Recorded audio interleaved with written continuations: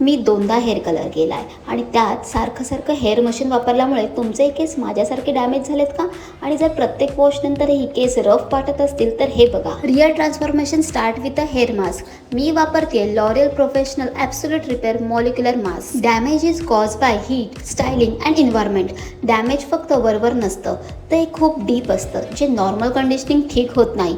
पण यावर एक सॉलिड सोल्युशन आहे, ते म्हणजे L'Oréal professional absolute repair molecular mask. ओल्या केसांवर हे फक्त मिड लेंथ ते एंडवर लावायचं. It goes beyond surface smoothing.